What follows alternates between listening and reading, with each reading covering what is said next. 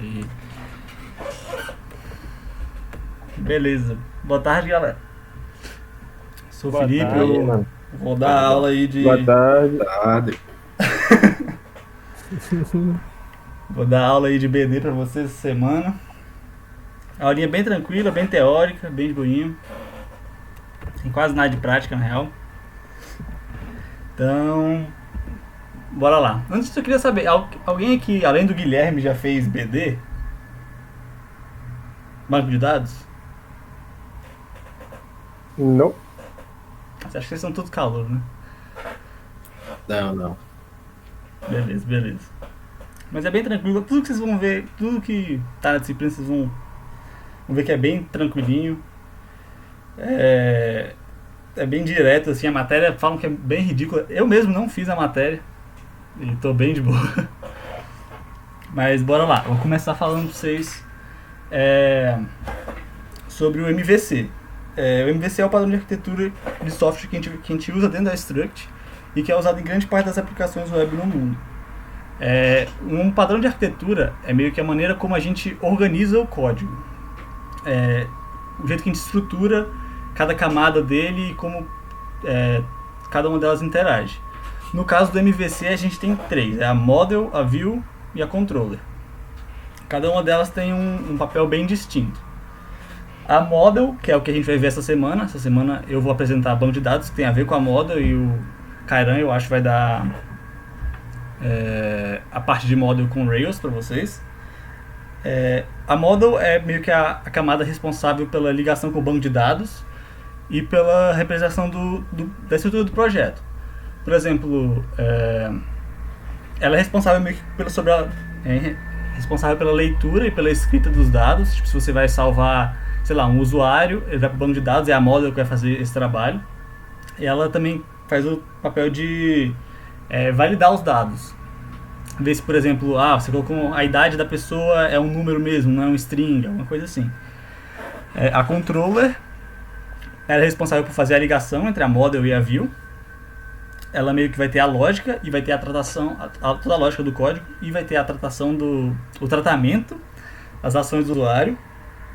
Por exemplo, o usuário clicou em alguma coisa, é ela que vai decidir o que vai acontecer no código. Se vai abrir alguma outra página, se vai salvar algum dado, por aí vai. E por último a gente tem a View, que é a camada de apresentação mesmo, e que mostra a interface do usuário. É meio que o rosto da sua aplicação. Ela que faz que vai ter a interação com o usuário, que vai ter a exibição dos dados, ela que o usuário vai ver tudo. É meio que o HTML, cada página que você abre na internet, aquilo é a view, é o que você está vendo.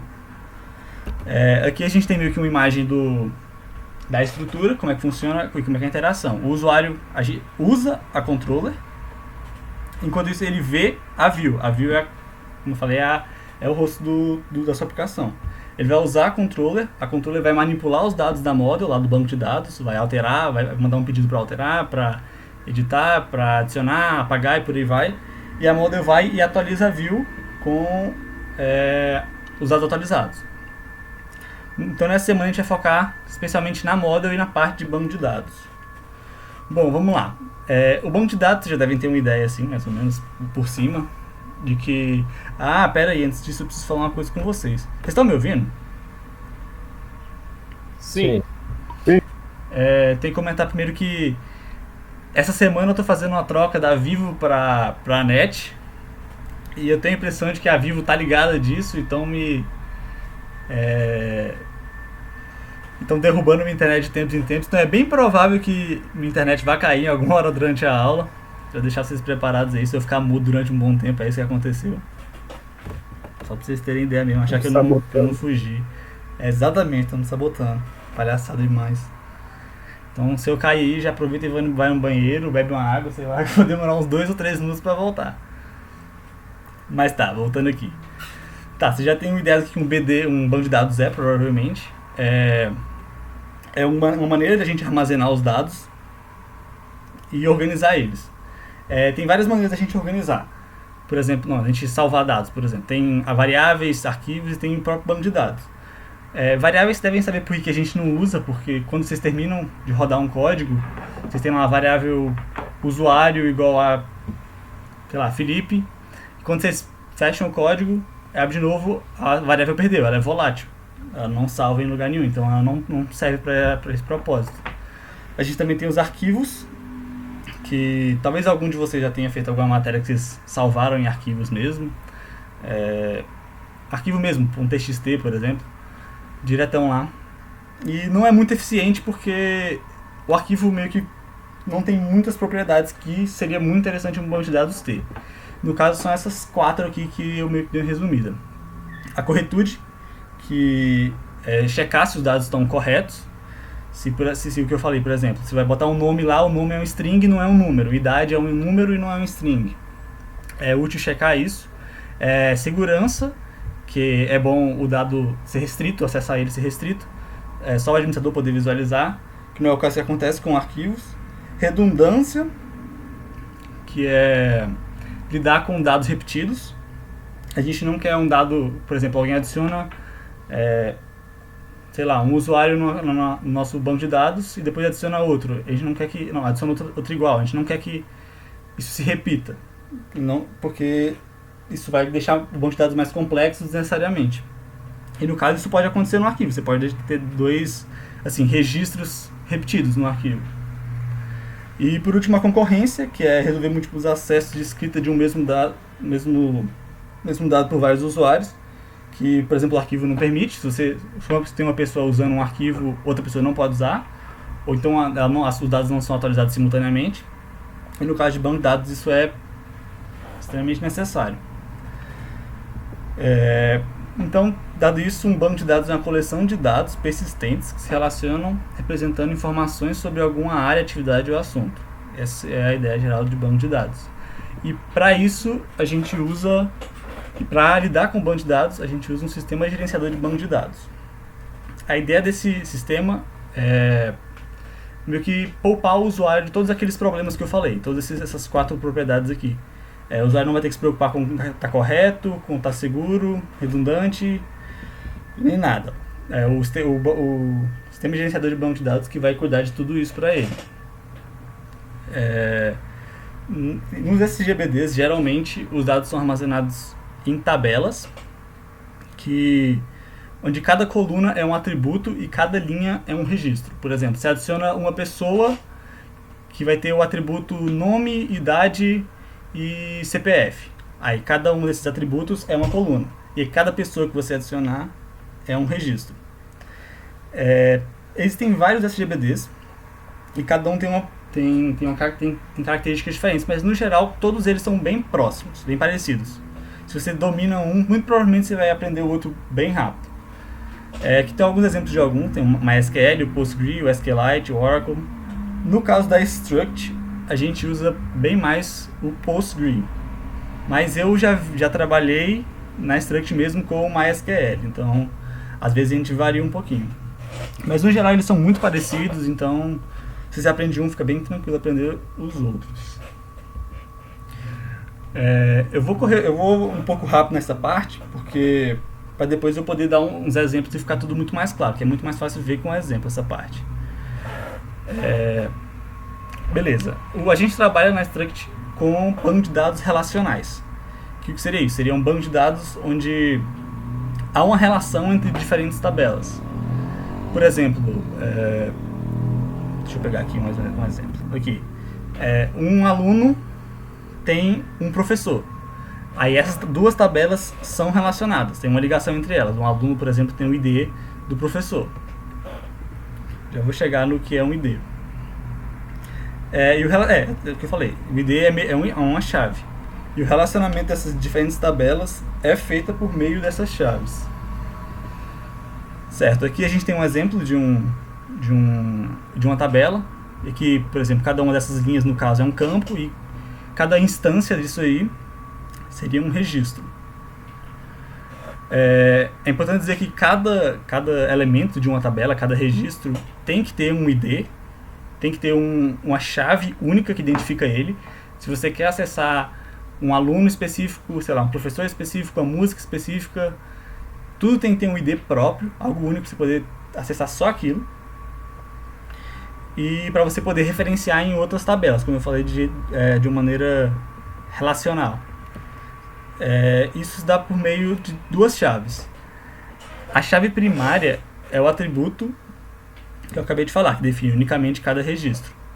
E a chave estrangeira é o atributo que referencia a chave primária de outra tabela. Como assim? Bom, fica mais fácil olhando esse exemplo. Um aluno, por exemplo, tem o identificador dele. O valor que é só dele, que começa, por exemplo, você adiciona um aluno, ele tem o 0, o próximo, 1, o próximo, 2, 3, 4 e por aí vai. O professor tem a mesma coisa, tem o ID dele. E nesse caso aqui, um aluno tem um único professor.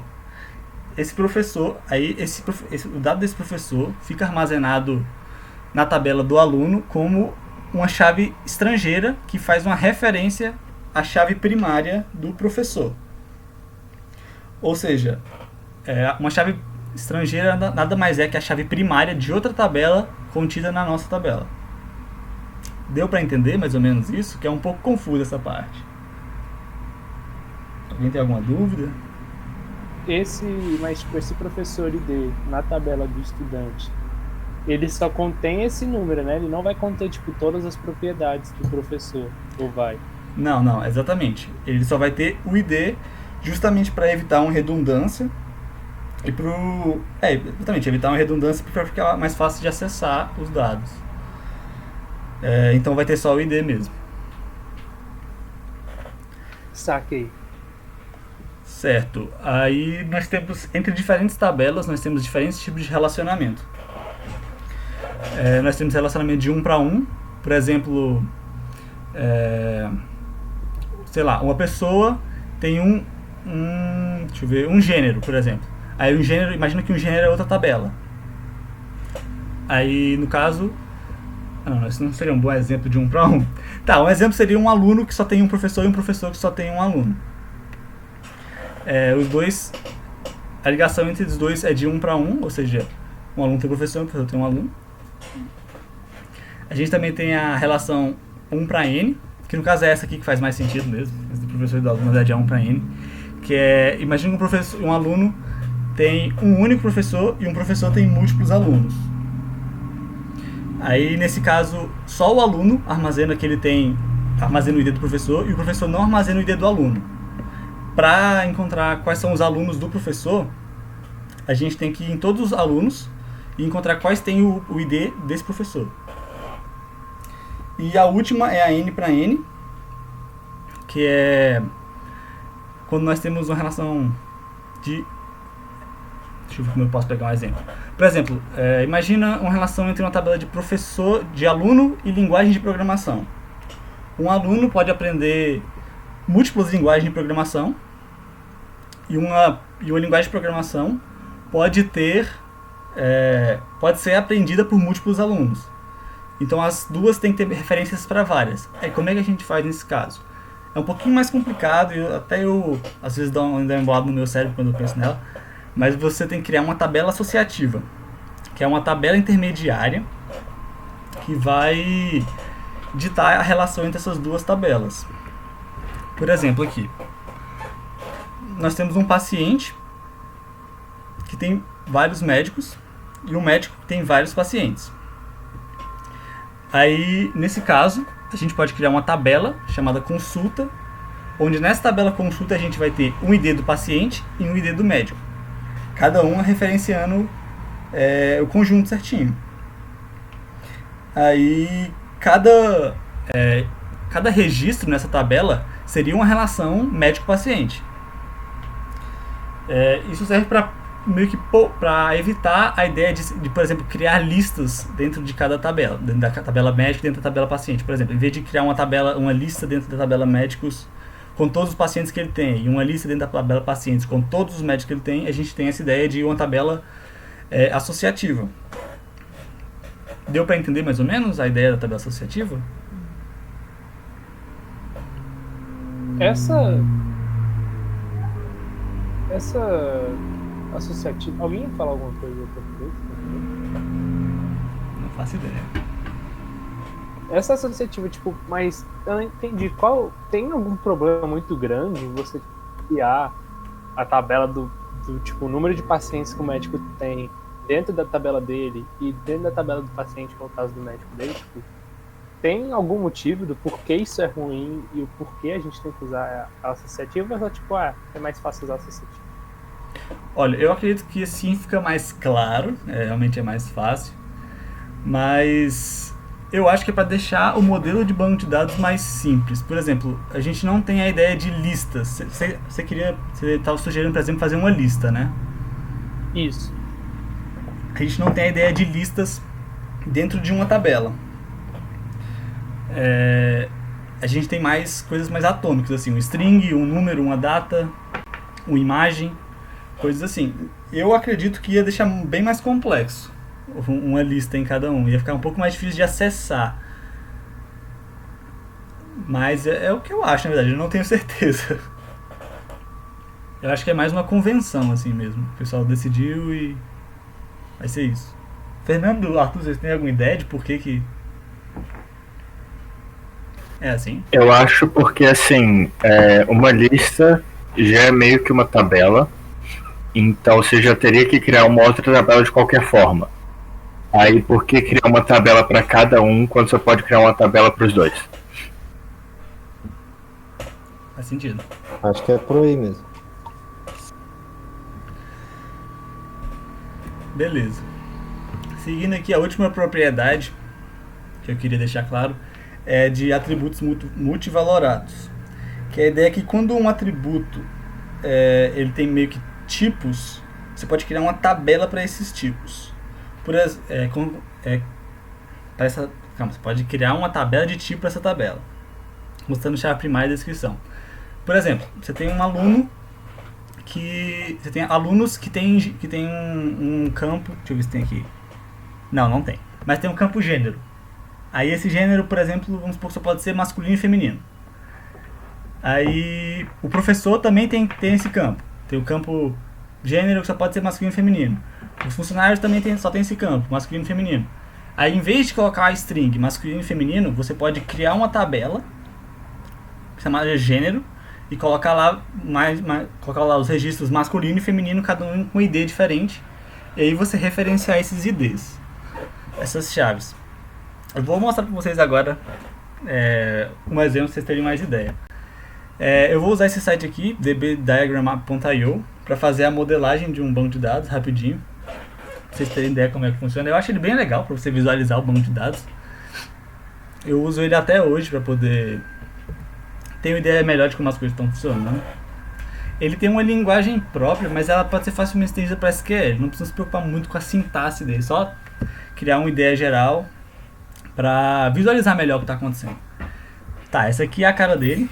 Para você criar uma tabela, você coloca table, aí o nome da tabela. Geralmente a gente coloca o nome da tabela como plural. Por exemplo, se for professor, teachers aqui, professor, a gente vai colocar teachers no plural. E a gente atribui um sinônimo encurtado para ele, para você não ter que ficar escrevendo o tempo inteiro teachers. Aí, por exemplo, deixa eu comentar aqui. Por exemplo, cria essa tabela aqui. Ela tem o ID do professor, que é o inteiro. Aqui nós temos alguns atributos do campo. Por exemplo, esse PK aqui significa que é uma chave primária. Ou seja, é o identificador dessa tabela. A gente tem o nome, que é um varchar, que é praticamente um string. A gente tem o CPF do professor, que também é um string, já que ela tem traços e pontos. E do professor é isso. Aí vamos criar agora aqui um para os estudantes. Deixa eu comentar isso aqui primeiro, vou mostrar depois. Tá, o estudante é a mesma coisa, só que o estudante, como eu tinha mostrado antes, ele tem... Você tá conseguindo ver direito? Tá um pouco pequeno. Tá, beleza. Agora melhorou. Vou aumentar um pouco mais. Tá, dentro do estudante, a gente vai ter o ID do professor, que é a chave estrangeira do professor, referenciando a chave primária dele aqui. Aí, no caso, na sintaxe aqui do do DB Diagram, você coloca um ref. Essa setinha aqui significa que é 1 para n, se não me engano. Aqui, ó, 1 para n, o asteriscozinho é o n. E o nome da tabela, ponto, o atributo. Para você falar qual é a chave estrangeira que ele está referenciando. Aí a gente cria essa relaçãozinha entre os dois. Certo, agora eu quero criar uma tabela pro sexo, pro gênero. Ai, meu Deus. Volta, aqui.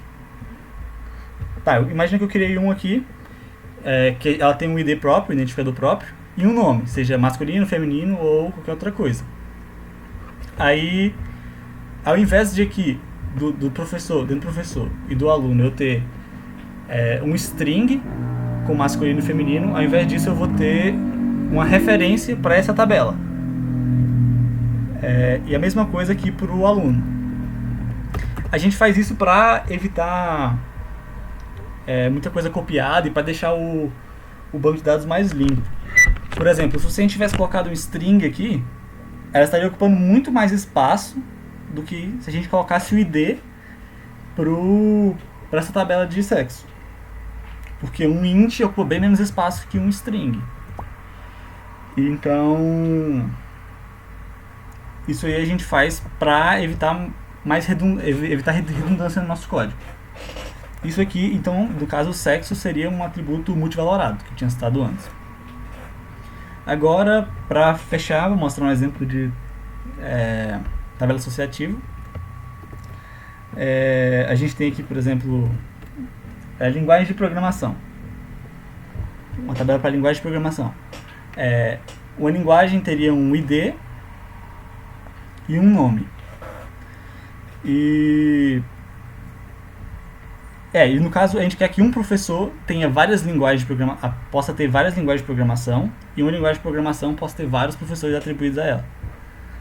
Então a gente cria uma tabela intermediária que vai ter tanto o ID do professor como chave estrangeira. Deixa eu colocar você pra cá.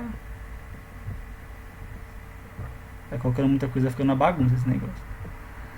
Pronto. Aí ele vai ter tanto a chave de identificação do professor quanto a chave de identificação da linguagem de programação. E com isso a gente consegue criar vários registros contendo a relação entre professores e linguagens. E com isso o banco fica modelado. Alguém tem alguma dúvida? Eu tô indo rápido demais? Nessa tabela de linguagem, tipo, uma coisa que eu não entendi é como é que ele... Pera, calma, deixa eu pensar em como eu fazer a pergunta. Então, para cada linguagem que o professor X vai ter, por exemplo, vamos supor que o professor X tem 5 linguagens. Ele sabe 5 linguagens. Sim. Então, para cada linguagem, ele vai ter uma tabela, essa teacher language, ou ele vai ter tipo uma tabela com todas as linguagens? Não. Tipo, uma tabela é uma relação professor-linguagem. Ou seja, se a gente tiver vários professores, todos vão estar cada um deles vai ter uma relação, vai ter um registro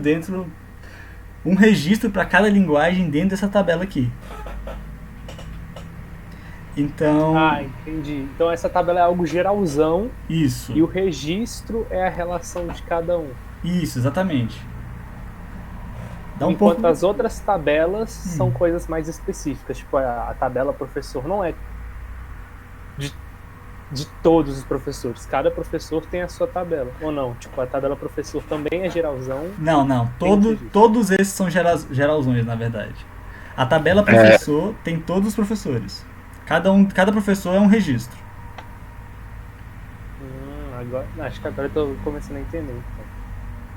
Então. Só uma coisa, para cada linguagem que o professor sabe, tem um registro teacher languages.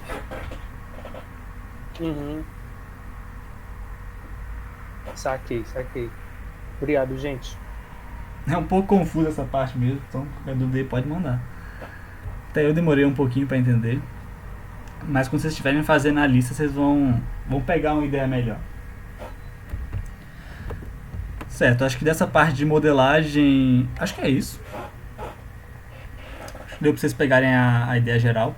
Ah, tem uma coisa que eu não citei, que, por exemplo, nesse no dbdiagram.io tem algumas propriedades que você pode dar para um campo. E isso se estende também para o SQL mais para frente. Por exemplo, aqui nós temos o not null, que é dizendo que não pode ser nulo esse campo. Um estudante tem que ter um ID, um estudante tem que ter um nome e por aí vai. A gente tem outras também, por exemplo, aqui o ID pode ter o increment, que é, por exemplo, você salvou o primeiro que você salvou, o primeiro professor que você salvou no banco de dados vai ter o ID 1, o próximo vai ter o ID 2, o próximo vai ter o ID 3. Se não me engano, isso é feito automático no Rails. Então, e no SQL também.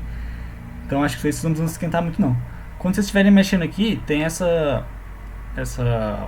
botão Help aqui, que tem informação da sintaxe inteira do dbdiagram.io. Isso aqui deixa bem fácil de criar qualquer coisa. Tipo os refs, as relações aqui, ó, essa setinha aqui é one to many, isso aqui é many to one, isso aqui é one to one. Fica bem fácil de criar. Mas dbdiagram.io é meio que isso. Certo, agora a gente vai passar para o SQL. Como eu tinha falado aqui na Struct, a gente usa em geral o PostgreSQL, não faz muita diferença. Mas o SQL é a linguagem usada por SGBDs relacionais para armazenar e alterar os dados. Ela é uma linguagem case insensitive, não liga para maiúsculo ou minúsculo. E cada linha é terminada por ponto vírgula. Às vezes é um pouco fácil esquecer esse ponto vírgula, especialmente porque vocês estão trabalhando com Ruby agora e Python.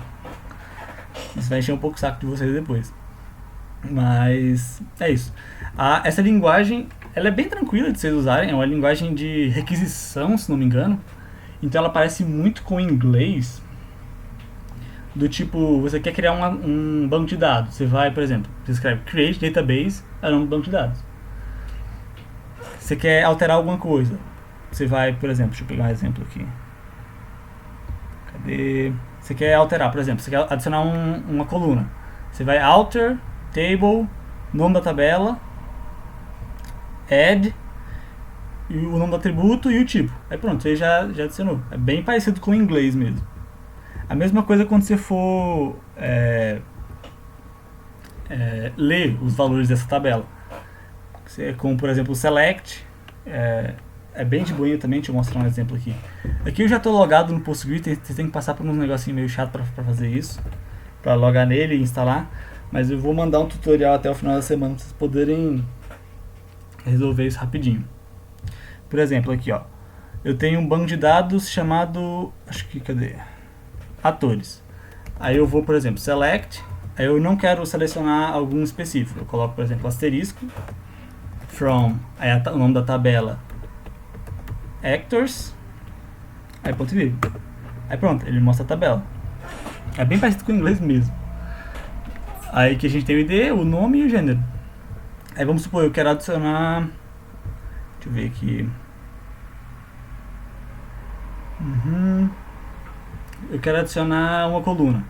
Aí vou lá, alter, table, actors, add, sei lá, birth date. Aí o tipo depois, se não me engano tem um tipo data, date. Aí pronto, ele alterou. Aí se eu coloco de novo, tá aqui a data, o birth date. Aí vocês podem fazer a mesma coisa para adicionar um novo registro, adicionar uma coluna de um registro, adicionar um atributo de um registro e por aí vai. É bem tranquilo isso aqui. Eu vou passar bem por cima porque em Rails muito dessa parte é abstraída. Então vocês vão trabalhar na verdade com o Ruby, que o Ruby vai mexer, o Rails sabe trabalhar com o Ruby no Rails, e o Rails vai fazer essa ponte com o banco de dados diretamente para vocês. Então vocês não precisam se preocupar tanto assim com a sintaxe, é só uma boa saber quais são as ferramentas que você tem. Certo. Aqui tem alguns exemplos de inserir dados na tabela, atualizar, deletar, é bem direto mesmo, como eu falei, é bem parecido com o inglês. Inserir na tabela tal, valores tal, aí ele insere uma nova linha. Atualizar a mesma coisa, deletar a mesma coisa. Eu não vou mostrar exemplo de cada um, porque senão vai ficar muito cansativo. Aqui a gente tem o where, que acho que eu tava usando, não tava? Não tava. Mas eu não lembro direito como é que usa o where, pra falar a verdade. Arthur e Fernando, vocês lembram? O where eu acho que é uma condição. Sim, mas na sintaxe, você lembra como é que ficava? Não certinho, mas eu acho que é select blah blah from actors where. Aí você pega um parâmetro. Aí eu não sei como é que você faz o igual. Deixa eu tentar. Where gender. Acho que era um igual simples, não era? Aí, mas eu vou até dar uma pesquisada aqui só pra conferir, né? Deixa eu ver. É isso mesmo. Deixa eu dar uma limpada aqui, ó. Por exemplo, eu fiz select de todos, from actors, where gender igual a female. Aí ele já retorna aqui só a atriz que é mulher mesmo. Você usa isso pra fazer um filtro, praticamente. E voltar só as coisas que você quer. Por exemplo, a gente chegou a usar isso no último projeto que a gente participou, que eu participei pelo menos, que foi de fazer um e-commerce, onde a gente tinha que fazer filtros de...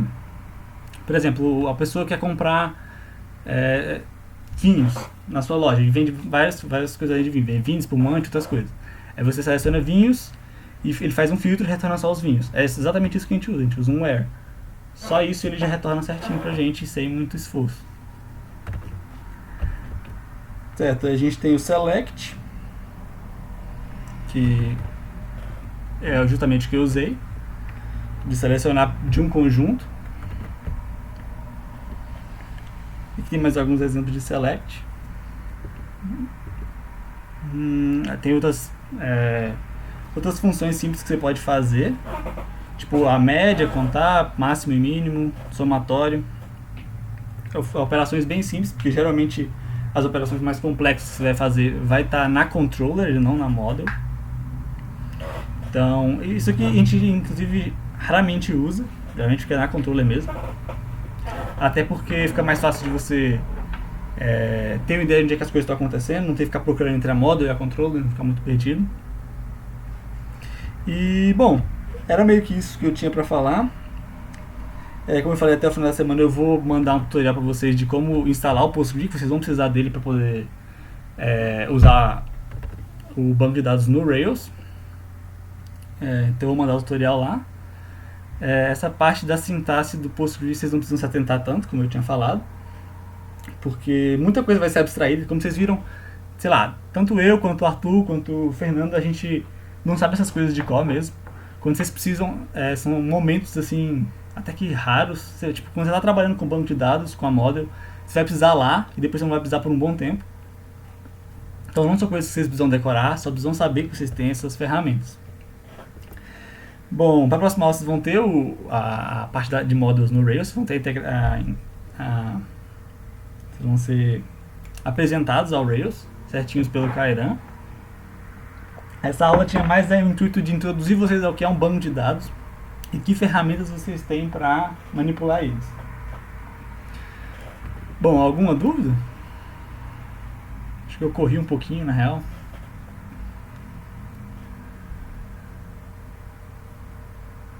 Sem problema. Eu tenho mais, não é nem sobre o banco de dados, tipo, mais sobre, sei lá, questão de RVM, esse tipo de coisa, como é que a gente vai usar e tal. Ah, sim. Que eu vi que, por exemplo, eu uso o Ubuntu, né? Eu acho que você também usa o Ubuntu pela corzinha do terminal. Sim, sim.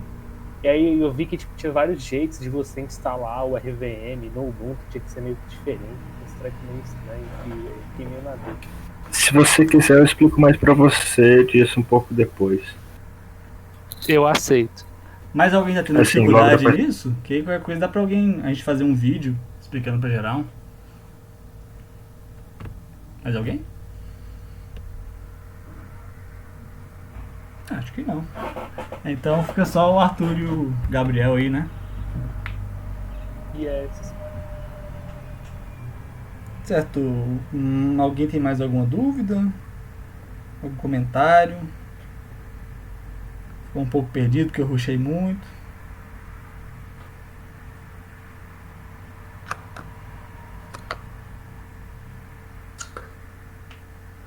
Então beleza, galera. Vocês estão liberados aí. Arthur, Fernando, você tem alguma coisa pra comentar? Acho que foi top. Só isso daí mesmo, que foi top mesmo, né? Ó, o mic do Pedro não tá funcionando. Você tem alguma dúvida, Pedro?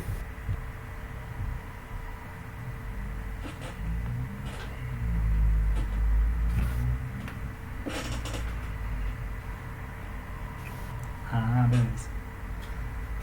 Então é só você ficar aí. Qualquer dúvida você manda por mensagem mesmo. Tem até o canalzinho de dúvidas. Então acho que é isso. Beleza, Quer galera. falar mais alguma coisa, Felipe? Talvez acho que o Gabriel vai falar alguma coisa aí. Não, eu ia perguntar se você podia tirar uma dúvida de estrutura de dados, porque a nossa última aula de estrutura de dados acabou sendo gravada. Aí tinha um negócio que eu fiquei meio confuso. Pode, Ou assim, pode. acabou não sendo gravada? Não, acabou sendo gravada, né? Tipo, a gente não foi assim presencialmente e tal. Não, isso é de classe, né? Isso, de classe. Eu confundi os nomes. A de classe. Estrutura de dados foi o que a gente teve. Pode falar. Qual a sua dúvida de classe? Porque eu tenho que, tipo, eu não entendo. Por exemplo, quando eu faço aquele initialize, né, na classe, em que eu passo as coisas que ele vai, na hora que eu crio um objeto, né, eu faço lá o new e tudo. Aham. Por exemplo, eu faço lá, sei lá, nome, CPF e idade. Gabriel 0000, idade 18.